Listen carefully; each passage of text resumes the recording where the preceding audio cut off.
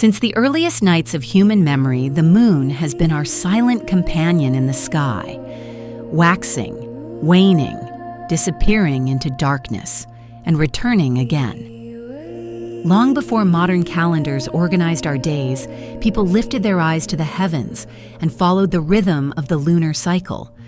Farmers planted by it, sailors navigated by it, and witches listened to it.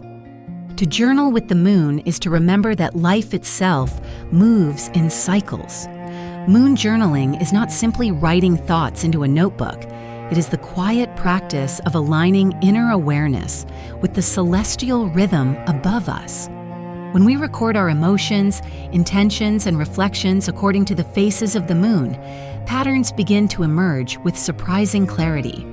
What once felt like emotional chaos slowly reveals itself as a map, a subtle conversation between the inner world and the turning sky.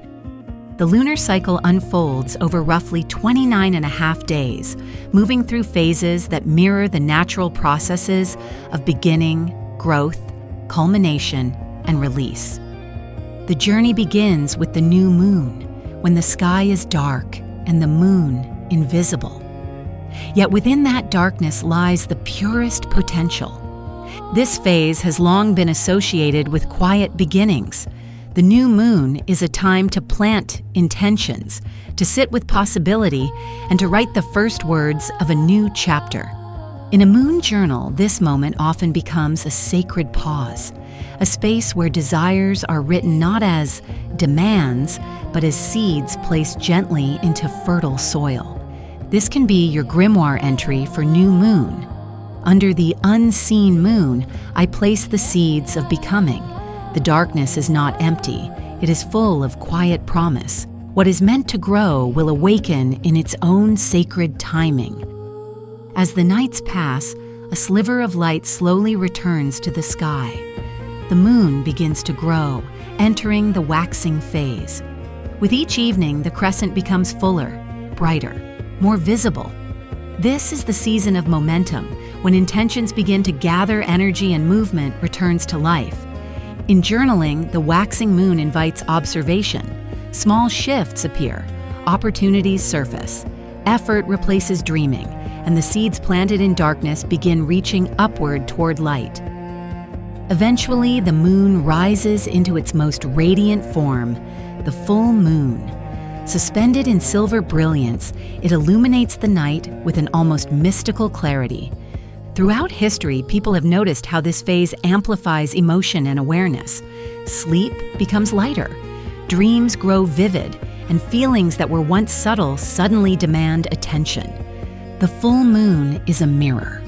It reveals both the beauty of what has blossomed and the truth of what has been quietly building beneath the surface. Tonight, the moon holds nothing back. Her light reveals what has flourished and what has reached its natural end. I stand within the silver glow and witness without judgment. After fullness comes the slow descent. The waning moon begins its quiet retreat, releasing light night after night. This phase carries a softer energy, one of completion and letting go. The waning moon invites reflection on what is no longer needed. Old habits loosen their grip. Thoughts that once felt permanent begin to soften. In the pages of a moon journal, this stage often becomes a gentle unraveling, a place to release burdens, forgive past versions of ourselves, and clear space for the next cycle that is already preparing to begin. With time, moon journaling becomes more than a reflective habit. It becomes a form of emotional cartography. Turning back through past entries, one begins to see the repeating rhythms of the inner world. Certain emotions appear during specific phases. Creativity might rise near the full moon, while deep introspection returns during the waning nights. What once seemed unpredictable begins to reveal a hidden order. The moon, it turns out, has been quietly teaching all along. A lunar grimoire often becomes a living record of this relationship.